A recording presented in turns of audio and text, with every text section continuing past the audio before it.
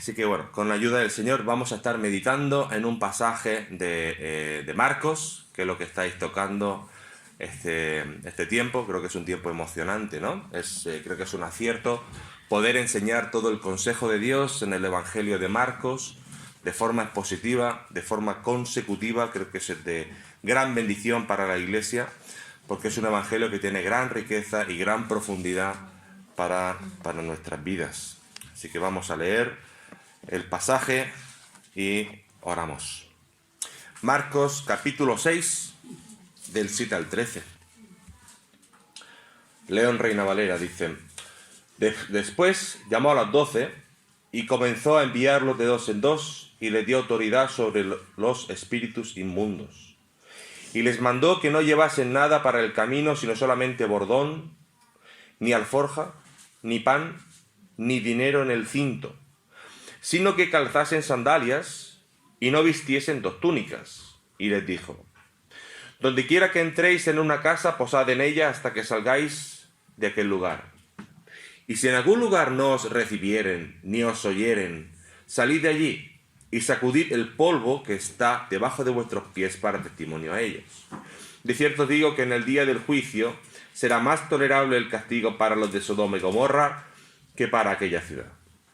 Y saliendo, predicaban que los hombres se arrepintiesen, y echaban fuera muchos demonios, y ungían con aceite a muchos enfermos, y los sanaban. Pues vamos a orar. Señor, encomendamos tu palabra preciosa a ti, este tiempo de enseñanza, de testimonio fiel y verdadero que es tu palabra en nuestras vidas. Queremos, Señor, que tú lo uses para ministrarnos, Señor, para que tu palabra halle buena tierra, Señor, en nuestros corazones y podamos llevarla a la práctica. Que así sea. En nombre de Jesús. Amén. Amén. Hace un tiempo, nuestro hijo Teo, tenemos dos hijos, Darío y Teo, que ya van creciendo. De aquí a nada, pues, bueno, quizá habrá que cambiar las puertas, porque van creciendo muy rápido y cada vez los vemos que van creciendo. Yo mido 1,90, esperemos que se queden ahí, ¿no? Sé que las puertas tienen 2,02, si no me equivoco, menos el galce de arriba, se quedará en torno a 2 metros. Espero que no pasen de 2 metros, si no habrá que tomar alguna medida. Bueno, el caso es que el otro día, hace ya unas semanas, llegamos a casa después de la reunión y bueno, pues ya van a dormir los niños, y dice Teo, dice: Mamá, quiero que me cuentes la historia de Jesús, que murió en una cruz. Ay, nos quedamos, estamos los dos, nos quedamos eso ahí como a un padre, ¿no? Como que lo hincha, ¿no? Como que, jolín, está aprendiendo algo, hay algo, ¿no? En la educación cristiana, ¿no? De la escuela dominical. Algo aprendido y algo quiere, algo más quiere. Y eso, pues la verdad es que a uno lo llena, ¿no? A uno lo llena de ver que nuestros hijos quieren más, ¿no? A ver, esto no siempre funciona todo bien, ¿vale? O sea, en este caso sí, pero también hay veces que ocurren otras cosas. Estuvimos de vacaciones, es un poco cómico, ¿no? Estuvimos de vacaciones y entramos en una catedral, ¿no? Y sabes que las catedrales pues tienen sus capillas, ¿no? Y tienen sus escenas. Total, que entramos en una de ellas y era la escena de la cruz, ¿no? Con todas las... Salía la imagen de Jesús crucificado, con los romanos de atrás, otros personajes y tal. Claro, nos quedamos así... O sea, ellos se quedaron porque le llamó mucho la atención, ¿no? Se veía la sangre, en fin, bastante como dramático. Y eso se les quedó bastante grabado, ¿no? Y bueno, pues yo le estaba explicando: mira, esto tal, estos eran estos. Y luego ya íbamos en el coche y Teo dice al rato, ¿no? Dice: papá, dice, porque los gitanos mataron a Jesús. Y yo no, hijo mío, no. Realmente no sé de dónde hizo esa asociación, ¿no? Que no sé dónde la cogió, pero no lo cayó. Los gitanos no, fueron los romanos los que mataron, pobrecito, ¿no? Pobre mío. Pero bueno, aquello nos hizo una gracia que lo repetimos de vez en cuando, ¿no? Bueno, el caso es que esto me hacía pensar, ¿no? Me hacía pensar en la palabra meditación. Meditación. Creo que el objetivo de esta mañana es llegar a profundizar en el pasaje que acabamos de leer. Vamos a tratar de desgranarlo, ¿vale? Y vamos a tratar de adentrarnos, ¿no?, en el corazón y llevarlo a la mente, ¿no? O sea, tratar de experimentar el pasaje y saborear la persona de Jesús hablando a nuestras vidas. Le decía a Jonathan antes que hace solo 2 domingos que hemos terminado el estudio de Hechos de forma también consecutiva, como lo estáis haciendo con Marcos. Nos ha llevado 2 años, ¿vale? Son 2 añitos más o menos, ¿vale? De forma, bueno, hay que predicarlo todo. Y sin prisa son 2 años. Y con prisa no vale la pena. No. Hay que hacerlo, ¿vale? O sea, que el día que comencéis, pues si empezáis en el 2025, hasta el 27, pues tenéis ahí Hechos para, ¿vale? Ahí los fundamentos de la iglesia primitiva, todas las historias ahí que comienza a ver, que es una pasada. Realmente es algo emocionante. Y finalmente acaba pues con los 3 viajes misioneros así conocidos de Pablo, ¿no? Y finalmente Pablo acaba en Roma. Así que bueno, pues ahora lo que vamos a hacer es, damos un poquito de marcha atrás y vamos al comienzo de los viajes, al primer viaje misionero de la historia, ¿vale? Que es este pasaje que acabamos de leer, la primera vez que el Señor envía solos a sus discípulos a este viaje misionero. Y por ponerle un título, me gusta, pues cuando se puede ponerle un título al mensaje, el título es Comienza la misión. Hermanos, comienza la misión con este pasaje. Jesús, lo ha visto la semana pasada, acababa de estar en su tierra, en Nazaret, estuvo con sus parientes, ¿no?, con gente cercana que pudo haber visto crecer a Jesús. Lo vio crecer, conocían a su familia, conocían a sus hermanos, lo conocían. Fueron gente que no quisieron creer en Jesús. Creían que Jesús era el hijo del carpintero. Sí, claro que sí, como hombre, pero no quisieron creer, ¿no? Entonces esto nos marca, nos deja ver que la incredulidad no puede detener la obra de Dios. Jesús deja atrás a aquellos que le han rechazado y Él sigue adelante, sigue la obra. Y ahora en este pasaje, es un pasaje que marca un cambio. Aquí vemos que hay una transición muy importante en el Evangelio de Marcos, porque de aquí atrás lo que habéis visto es a los discípulos ser meros espectadores de lo que Jesús iba haciendo. Cuando digo espectadores, no simplemente así. Eran espectadores que a ver cuál era una situación más gorda que la anterior, porque habían visto cosas tremendas, cosas sobrenaturales. Habían visto a Jesús caminar, habían visto milagros, habían visto cosas que cualquiera se quedaría entusiasmado, ¿no? Se quedaría flipando, ¿no? Perdón por la expresión, pero yo realmente me quedaría así, ¿no? Y aquí hay una transición. ¿Por qué? Porque de aquí adelante Jesús va a delegarles su poder, su autoridad, para que ellos ahora puedan predicar y hacer las cosas que Jesús hacía. Entonces nos vamos al primer punto. El pasaje lo vamos a dividir en 5 puntos. El primer punto, tercera gira. ¿Dónde comienza el primer punto? En el versículo 6. Tenemos que irnos a la segunda línea, a la segunda parte del versículo 6 del pasaje de la semana pasada. Dice que, y recorría las aldeas de alrededor enseñando. Este es el primer punto. Que la idea del texto es que el Señor Jesús lo que hacía era un circuito de predicación y de enseñanza a través de todas las aldeas y ciudades de Galilea. ¿Y es verdad que el ministerio de Jesús era amplio? Claro que sí. El ministerio de Jesús era bastante amplio, pero lo más importante era la predicación y la enseñanza, y vamos a ver por qué. El Señor no era indiferente a las necesidades de las personas. ¿Había necesidad en aquella época? Había mucha necesidad. Había mucha necesidad. De todos los tipos. ¿Por qué iba la gente a Jesús? Porque había necesidad. Había necesidad. Y el Señor Jesús no era indiferente. Pero la prioridad, ¿cuál era? Predicar el Evangelio. Esa era la prioridad. Predicar las buenas nuevas de salvación. Y comienza la primera pregunta. ¿Por qué esa era la prioridad? ¿Por qué no era la prioridad sanar a los enfermos? Esa era la prioridad. Predicar el Evangelio. Porque es a través de la predicación que el Señor salva a los pecadores.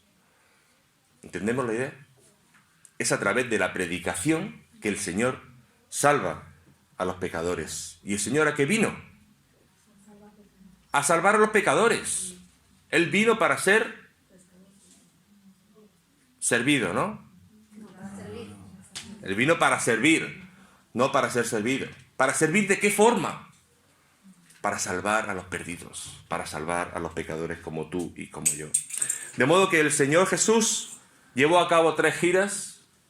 La primera la encontramos en Marcos 1, la segunda la vemos en Lucas 8 y ahora estamos en la tercera gira, que Mateo amplía los detalles. Mateo 9 dice que Jesús recorría todos los pueblos y aldeas, enseñando en las sinagogas y anunciando las buenas nuevas del reino y sanando toda enfermedad y toda dolencia. Hermanos, para que nos hagamos una idea, el tamaño que tenía esa gira que Jesús estaba haciendo de Galilea era de largo como de aquí a Alicante.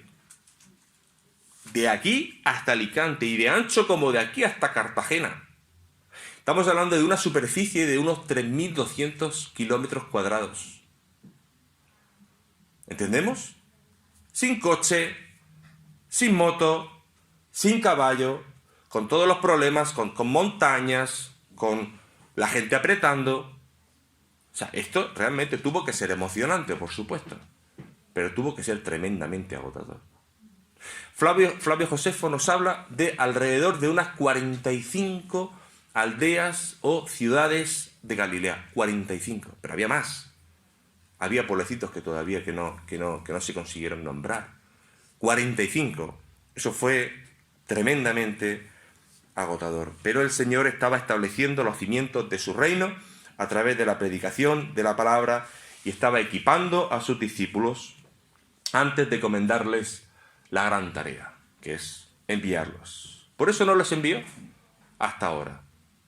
Por eso estuvieron aprendiendo en la primera y la segunda gira, aprendieron bien para ahora era el momento de enviarlos. Y esto nos lleva al segundo punto, versículo 7. Segundo punto titulado Calienta que sales. Calienta que sales. Jesús, en el versículo 7, dice: después llamó a los 12. La comisión apostólica. Jesús llamó a los 12, pero no a cenar. No era una llamada de venir a cenar o venir a comer. No era ese tipo de llamada. Era un nombramiento oficial. Jesús los llamó. Era un nombramiento oficial de parte del Señor. Salta otra pregunta. ¿Por qué llamó a 12? ¿Por qué no eran 15? ¿O 10? ¿Números redondos? ¿O 5? Menos problemas. ¿Por qué llamó a 12? ¿Alguna vez nos hemos planteado esto? ¿Por qué 12? 12 eran las tribus de Israel. Muy bien, muy bien.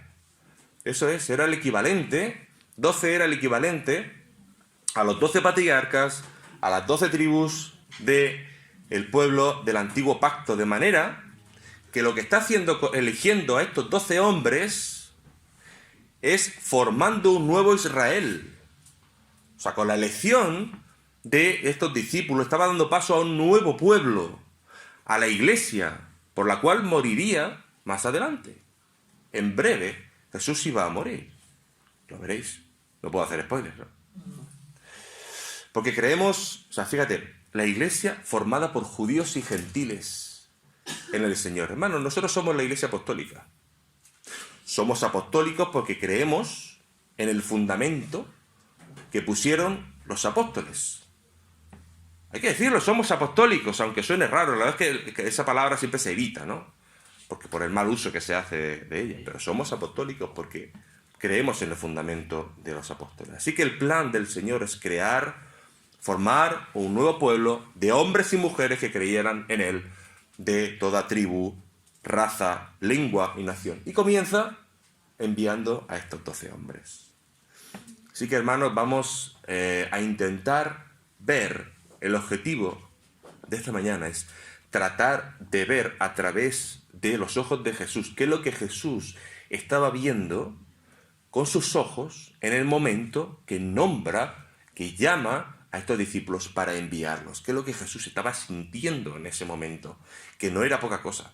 Era un momento muy emocionante para él. Esto marcaba un antes y un después. A partir de aquí comienza una nueva etapa. Y él estaba por dentro, sus emociones, había algo ahí que vamos a tratar de desgranarlo. Y dice que comienza enviándolos de 2 en 2. Seguimos en el 7. ¿Por qué de 2 en 2? Hubiera enviado de 1 en 1. Tarda la mitad, ¿no? Se recorrerían el doble de kilómetros en la mitad de tiempo. No. Él los envió de 2 en 2. Y esto es un asunto, la verdad es que bastante práctico, ¿no? Porque ellos debían de ser conscientes de su propia debilidad. Ellos tenían que aprender a trabajar en equipo. ¿No suena esto?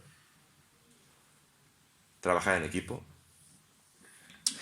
Ninguno de ellos era autosuficiente, ninguno de ellos tenía todos los dones, ninguno de ellos tenía todas las capacidades. Eclesiastés nos habla claro, mejor son 2 que 1, porque hay él solo quien lo levantará en caso de que cayere. ¿Quién levantará al compañero? Lo vemos también en el apóstol Pablo, un hombre tan capaz, siempre trabajando en equipo. Realmente, esto de trabajar en equipo está lleno de retos, como se dice aquí en Murcia, ¿no? Cada uno de su padre y de su madre, ¿no? ¿Y por qué tengo yo que trabajar en equipo con lo difícil que es lidiar con fulanito y con menganito y con menganita y con Juanita? Porque cada uno tiene sus ideas, ¿no? Sus puntos de vista. Y esto supone desacuerdos, y supone conflictos, y supone una serie de... supone historias. Y es por eso que hay muchos creyentes que deciden trabajar solos. ¿Es correcto eso? Hay creyentes que dicen, yo soy mi propio ente. Yo soy mi propio equipo pastoral. ¿Ocurre? Claro que ocurre. Pero aquí con esto el Señor nos está enseñando que el proyecto de edificación y crecimiento de la Iglesia es un proyecto común. Es un proyecto en equipo, nunca en aislamiento. Así que si alguien viene, esto nos da una pista. Porque si alguien viene que dice que viene, qué sé yo, que trae los astros, que cuando caminan se mueven, ¿no? Cuando en su sombra, todas esas cosas, ¿no? Si no viene respaldado por una iglesia, nos da una pista de que algo malo hay detrás. Aquí nos da una pista clara. Sigue diciendo, dándoles autoridad sobre los espíritus inmundos. Los discípulos habían recibido una autoridad, la autoridad de Cristo mismo. Surge otra pregunta. ¿Por qué es lo primero que se menciona aquí? ¿Por qué es lo primero que se menciona? ¿Por qué no le dio autoridad primero para sanar enfermedades? ¿Por qué nos habla aquí? Y Marcos no nos habla de eso. O sea, luego se entiende por el final del pasaje, ¿no? De que sanaban enfermedades, pero ni siquiera lo menciona. ¿Por qué era tan importante esto? ¿Por qué se menciona lo primero de que recibieron autoridad sobre los espíritus inmundos? Jesús lo que estaba tratando con esto era que entendieran que iban a encontrar una gran oposición a la extensión del Evangelio. ¿La gran comisión se iba a llevar a cabo? Sí, pero con gran oposición. Hermanos, estamos en guerra. No sé si lo has entendido o no, pero estamos en guerra. Desde que estamos con el Señor, estamos en guerra. Esto es una guerra. Ellos estaban en guerra. Nosotros seguimos en guerra. Pero al mismo tiempo, con ese poder que el Señor le estaba otorgando, les estaba dando a entender que su poder estaba por encima de los poderes demoníacos. ¿Qué es lo que quieren los demonios? Los demonios se oponen al avance de la obra de Dios. Ese es su principal cometido. ¿De qué forma lo hacen? ¿Hay batalla ahí enfrente? ¿Hay guerra ahí enfrente? Hay una guerra. La guerra está aquí. Lo que le interesa a los demonios es oponerse al avance de la iglesia, oponerse al avance de cada uno de los que estamos aquí a tiempo de intimidad con el Señor. Eso es la oposición. ¿De qué forma lo hacen? Pues hacer caer al creyente, tratando de entretener a la iglesia del Señor, hacerla permeable ante la influencia del mundo. De esa forma. De una forma sutil. No va a venir aquí el demonio de color rojo y negro para que lo veamos, ¿no? Eso no lo va a hacer. Lo hace de forma sutil, ocupando a la iglesia con tonterías para que la iglesia no avance, para que la iglesia se quede en silencio y que no arme follón. Pero los apóstoles fueron investidos con un poder muy por encima de los poderes de los demonios. Y hemos visto a lo largo de la historia que muchos de ellos, todos ellos y muchos otros creyentes han dado su vida para que el Evangelio siguiera esparciéndose por el mundo. Ahora bien, en este punto también cabe resaltar la compasión y la misericordia del Señor, porque no solamente le da autoridad para echar a los espíritus inmundos, sino también les da autoridad para sanar enfermedades, para sanar a los enfermos. Claro, esto es interesante, ¿no? Porque uno se pregunta, ¿y por qué para hacer ver que, para testificar, por qué no le dio otro tipo de poder? ¿Por qué no sé, el poder de mover los montes? O hacer cosas tremendamente milagrosas. O hacer caer fuego del cielo, ¿no? Como dos de ellos que dijeron, Señor, que caiga fuego ahora mismo, ¿no? Estaba saliendo ahí ese volcán. No, les dio poder para mostrar misericordia con los enfermos. Bueno, vaya líderes religiosos, ¿no? Fíjate, tenemos que recordar el contexto, porque parece que todo es bonito, ¿no? Y que están en ese año, en ese siglo I, como ahora, pero no. En ese contexto estaban siendo oprimidos por Roma. El Imperio Romano estaba en todas partes. Y los oprimía. ¿Sabéis lo que había ahí? Impuestos. ¿Os suena? Impuestos, saqueo, paro. Lo que había ahí era que el pueblo a duras penas tenía posibilidades de prosperar. Ahí no había futuro. Ahí lo que había era miseria, opresión, impuestos, y encima los trataba con dureza. Y el que se quejaba tenía problemas, incluso la muerte. Así que la necesidad que había en ese momento era grande. El sufrimiento era grande, la persecución era fuerte. ¿Y los fariseos y los escribas qué estaban haciendo? ¿Conocían la ley? Los fariseos y los escribas, al pie de la letra, se sabían los 600 y pico mandamientos, conocían la ley,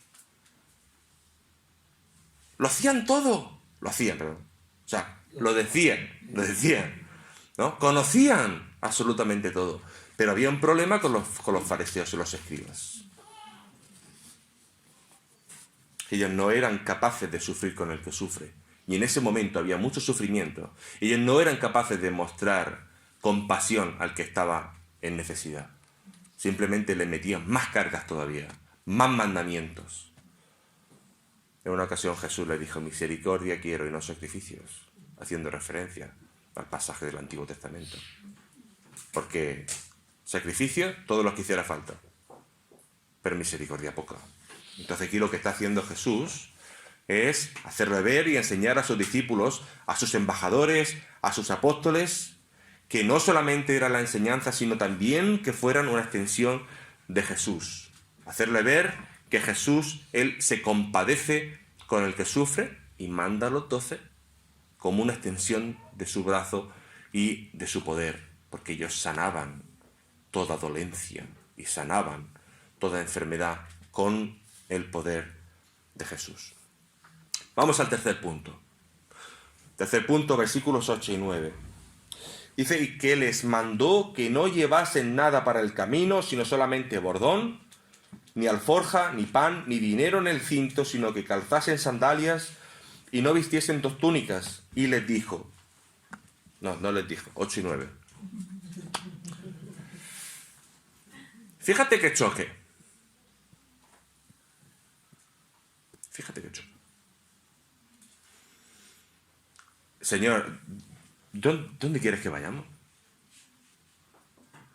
¿Para cuántos días? Sin dinero, sin doble capa, solo sin un par de sandalias más, sin comida, sin nada. Eso es otro choque. ¿Por qué seguían los discípulos a Jesús? ¿Por qué? El tercer punto lo he llamado confianza plena. Dice John Piper que la gloria de Dios es todo aquello que lo hace único, especial, distinto, atractivo, precioso, excelente y virtuoso. La gloria de Dios es la belleza de Dios. Y los discípulos habían comenzado a apreciar la belleza de Jesús. Habían comenzado a estimar, a valorar a Dios en la persona del Señor Jesús.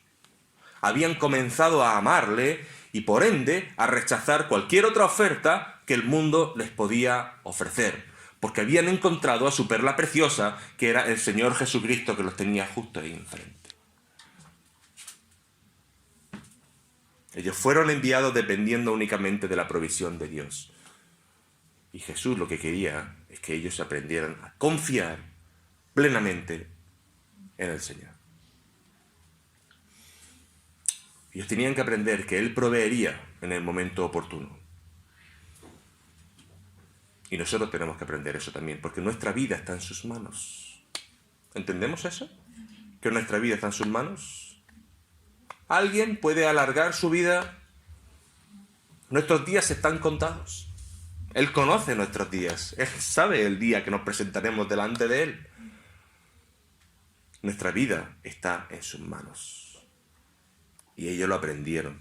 Porque hay un diálogo en Lucas, capítulo 22, que se produce entre Jesús y sus discípulos.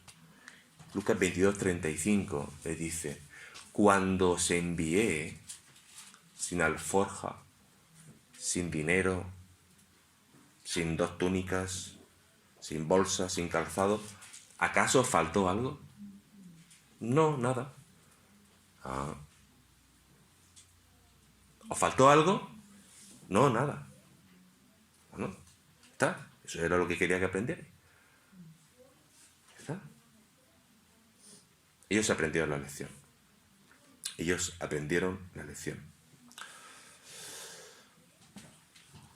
Jesús constantemente nos está diciendo que Él es la satisfacción de nuestra alma.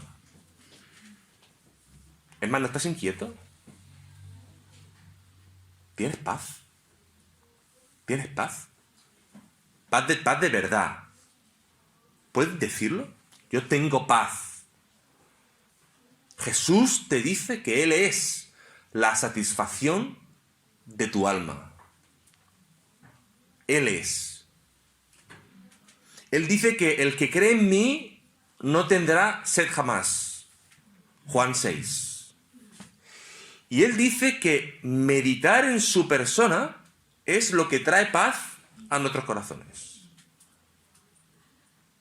Eso es lo que dice y nos quiere hacer entender. Nos quiere hacer que podamos entenderlo. Hermano, ¿te ha faltado algo alguna vez? Piénsalo. ¿Te ha faltado algo alguna vez? ¿Alguna vez te ha faltado algo? ¿Alguna vez? ¿Puedes reprocharle algo al Señor de que aquí me faltó? ¿Alguna vez? ¿El Señor no te fue fiel? Piensa. ¿Alguna situación que era imposible y el Señor lo resolvió? ¿Pensaste que era fruto de la casualidad? ¿O fue Él? ¿Confiamos en Jesús? ¿De verdad? ¿De corazón? ¿Confiamos que Él es la fuente? Dice Filipenses 3:20 que nuestra ciudadanía está en los cielos, de donde esperamos al Salvador, que es Jesucristo el Señor. Tengo que confesar que este versículo tengo que... porque no me gustan los tatuajes, si no me los tatuaba. Estoy en contra de los tatuajes, para nada. Tengo que recordarlo continuamente. Como sé dónde está la Biblia, pues lo puedo ver ahí, no me hace falta tatuarlo. Nuestra ciudadanía está en los cielos. Hermano, tu ciudadanía está en los cielos. Te lo digo de otra forma. Hermano, ¿tú entiendes que no eres de aquí? ¿Lo entiendes o no? Porque a mí me cuesta entenderlo. Lo digo de corazón, por eso tengo que leerlo una y otra vez. Que yo no soy de aquí. Y que tú no eres de aquí si ya estás en Cristo. Y esperamos al Salvador, que es Cristo el Señor. Cuando entendemos este versículo, nuestro enfoque está en las cosas de arriba. El enfoque, ¿sabéis lo que significa?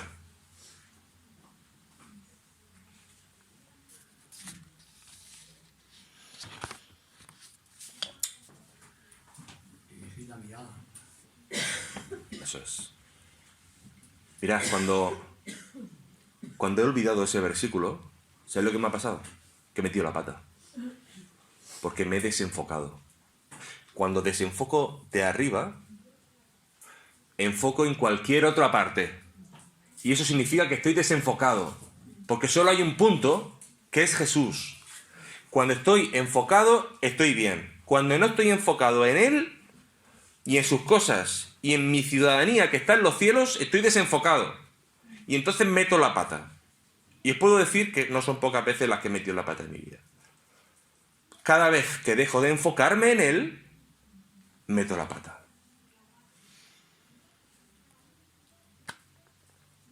Espero que no sea así contigo. Vamos al cuarto punto. Versículo 10 y 11 dice: y les dijo: donde quiera que entréis en una casa, posad en ella hasta que salgáis de aquel lugar. Y si en algún lugar no os recibieren ni os oyeren, salid de allí y sacudid el polvo que está debajo de vuestros pies para testimonio a ellos. Primera pregunta. ¿Cómo es tu casa? Bueno, el título del cuarto punto es la casa adecuada. Fueron encomendados a alojarse, a quedarse en la casa adecuada. Entonces yo te pregunto, ¿cómo es tu casa? ¿Como la primera o como la segunda? Aquí el Señor lo que le está diciendo es que se van a encontrar con dos tipos de personas. Con dos grupos de personas, ¿vale? Pero ese tipo de personas generalmente los encontramos también en una iglesia como esta, un domingo como este, a esta misma hora. En una iglesia, un domingo por la mañana como hoy, hay dos grupos de personas.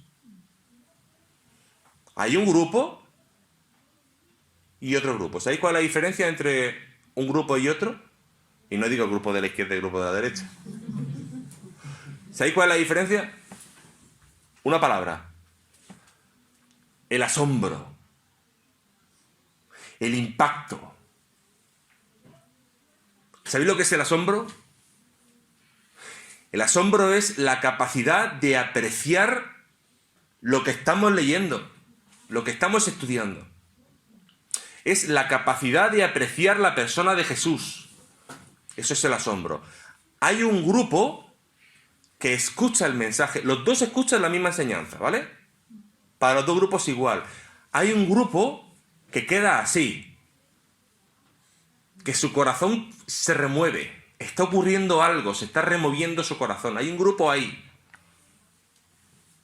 Hasta tal punto que le dice a los discípulos, quédate en mi casa.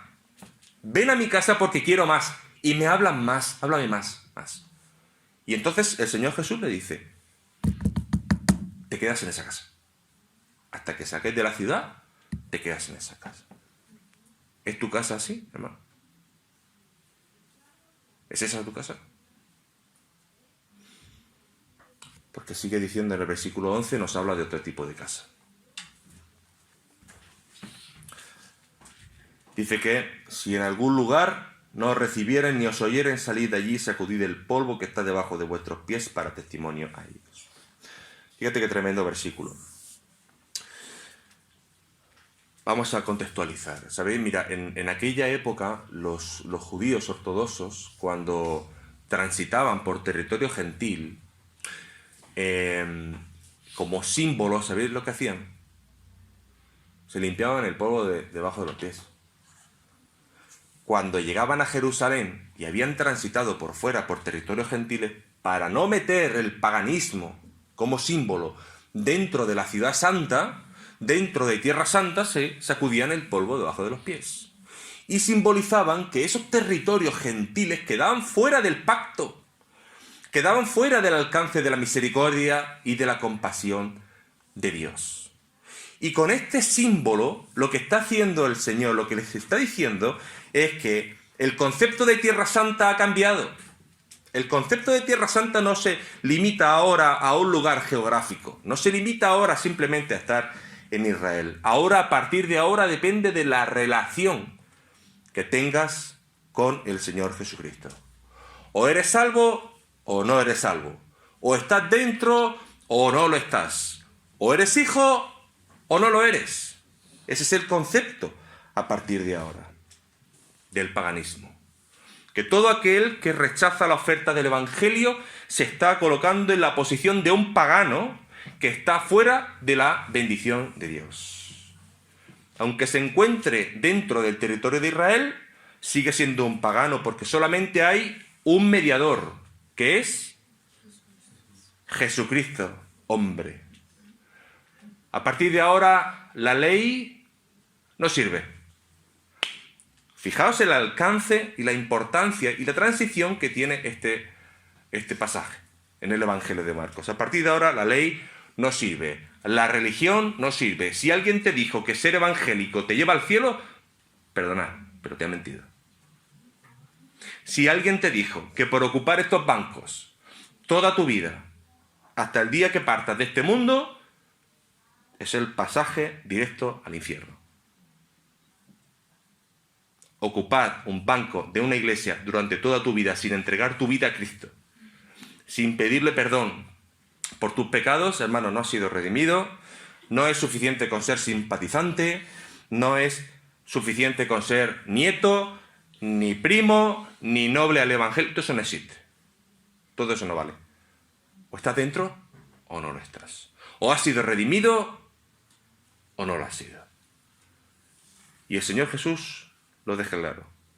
Que no sirve, que la ley no sirve, que tanto de que esos 600 y pico mandamientos que no son suficientes, que no alcanzan. Ellos salían a predicar: el reino de Dios se ha acercado, arrepentíos y creed en el Evangelio. Ese era el mensaje. Y el Señor fue claro con esta orden. Desde el Edén, hermanos, la esencia del Evangelio, la esencia del pecado, perdón, del ser humano, ¿sabéis cuál es? Desde el Edén, desde la caída, quiero decir. El rechazo a Dios. El rechazo y, por ende, buscar una alternativa que llene el corazón, que deja el vacío de un corazón sin Dios. Lo que un día en el Edén fue perfecto, era la perfecta armonía de Dios con el hombre. Ahí sí que había Ahí sí que podíamos preguntarle a Adán, Adán, ¿tienes paz? Y a Eva también, ¿tienes paz?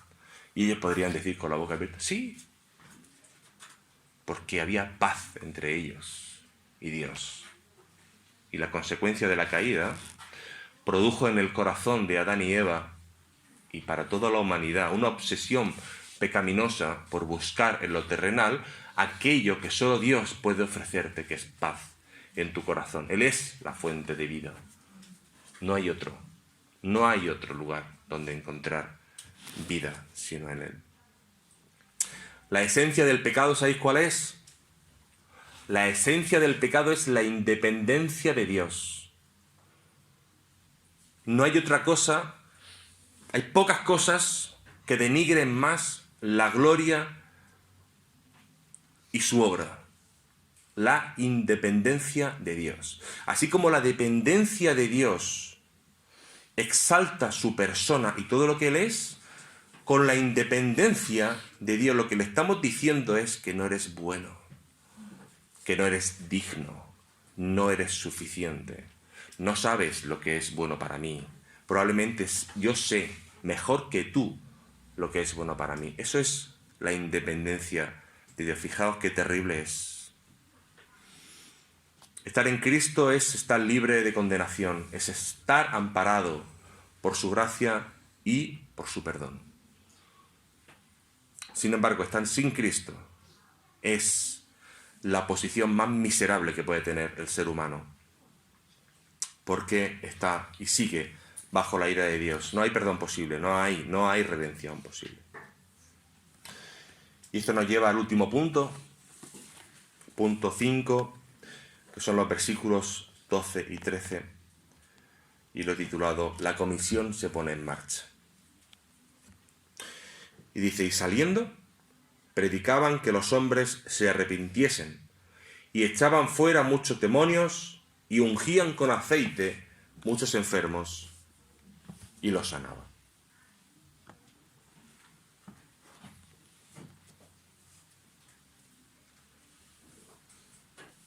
Abro paréntesis.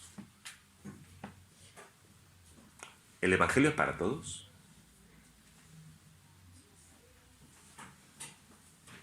Yo creo que sí. ¿Es para todos el Evangelio? Sí, sí. Yo creo que sí. ¿Sí? Bueno, vamos a verlo. Luego te doy la respuesta.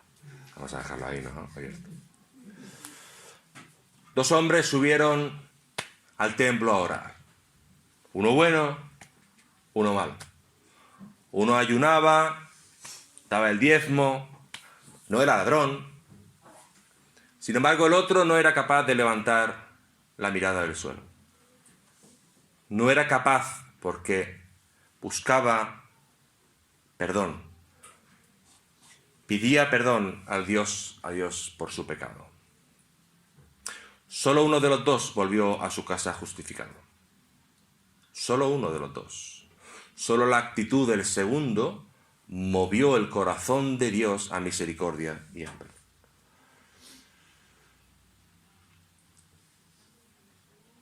¿Estamos entendiendo un poquito más lo que Jesús estaba viendo en el momento del nombramiento? Lo que Jesús estaba sintiendo, lo que había en el corazón de Jesús cuando los iba a enviar a alcanzar al perdido, a las ovejas de Israel inicialmente.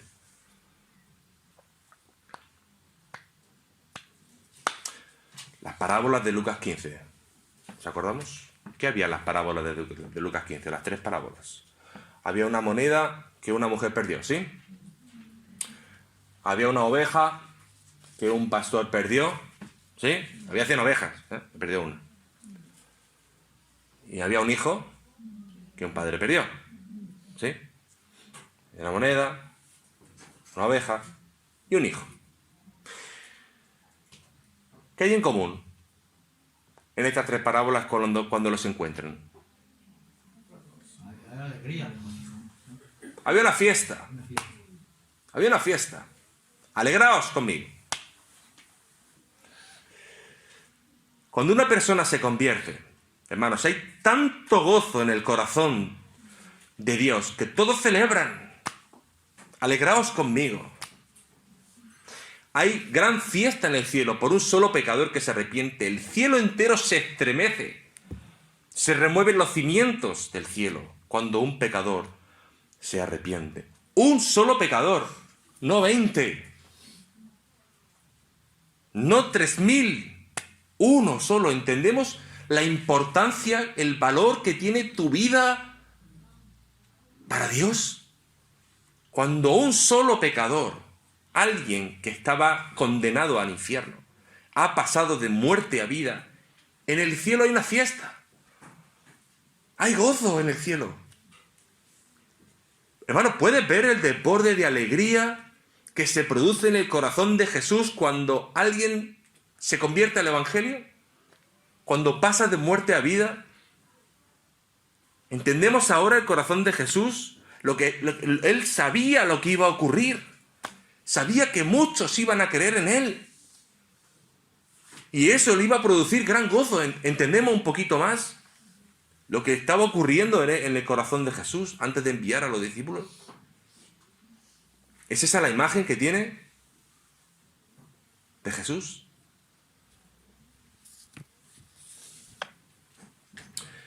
O sea, yo trabajo en el 061, en un SWAP, en un centro médico. Y bueno, en ocasiones nos traen ahí al trabajo algún indigente de la Cruz Roja. No sé, alguna vez han encontrado algún indigente en muy mal estado para que lo atendiéramos, ¿no? Haceros una idea. Una persona que probablemente no se ha bañado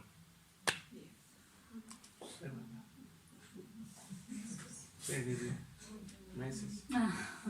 o años. O años. ¿Eh? Mucho tiempo. Las manos negras.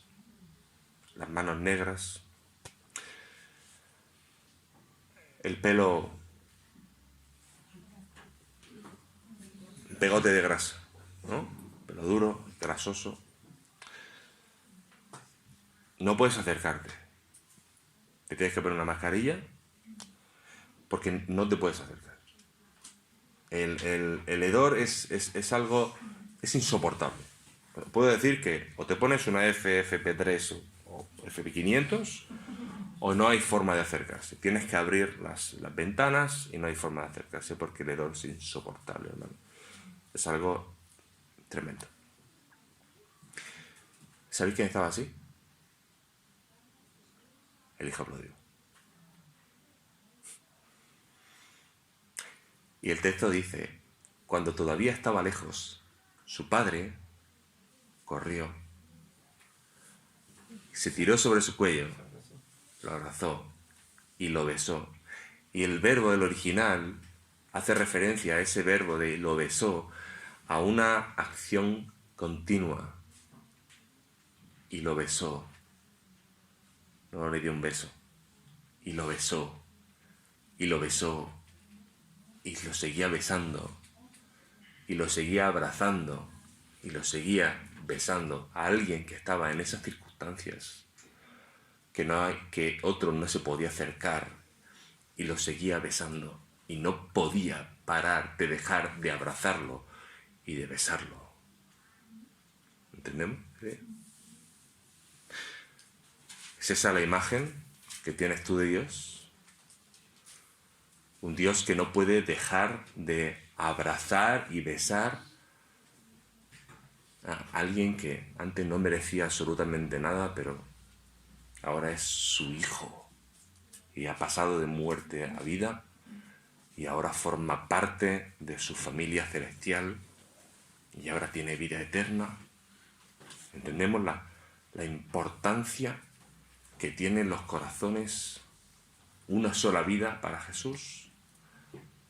¿Entendemos ahora lo que Jesús estaba sintiendo en ese momento, lo que estaba viendo? Porque Él sabía lo que iba a ocurrir. Y todo comenzó con el envío de esos 12 hombres. ¿Entendemos un poquito más? El otro día subimos ahí al castillo de la Asomada, de Freddy. Algunos jóvenes, Darío también se animó. O sea, ahí donde está el castillo de la Asomada, va subiendo por toda la cadena y a mano derecha se ve como una roca y un peñasco ahí en lo alto, ¿no? Se ven los coches ahí que paran, ¿no? Una especie de merendero y ya pues ahí hay un sendero que te lleva ahí a lo alto. Es algo, es precioso, hermano. Desde arriba, cuando está claro, se ve el Mar Menor, se ve la Ganga, se mira bien, ¿vale? Cuando no hay neblina. Y se ve todos los montes, toda la naturaleza, es tremendo, ¿no? Y cuando uno está allá arriba, le invita a pensar y a reflexionar y a meditar, ¿no? Bueno, ¿tú crees o sea, tú te crees que todo eso que está ahí fue fruto de una casualidad? ¿Fue fruto de qué? ¿De una explosión? No. ¿Tú sabes todo eso para qué está ahí? Todo eso está dando testimonio. Está dando testimonio del Creador. Y todo eso testificará en contra de aquellos que rechacen a Jesús. Porque la naturaleza apunta a Dios. O sea, uno no puede subir ahí arriba y no decir, aquí hay algo. Aquí está el Creador, que está poniendo la naturaleza no solo para disfrutarla, sino para dar testimonio de Él.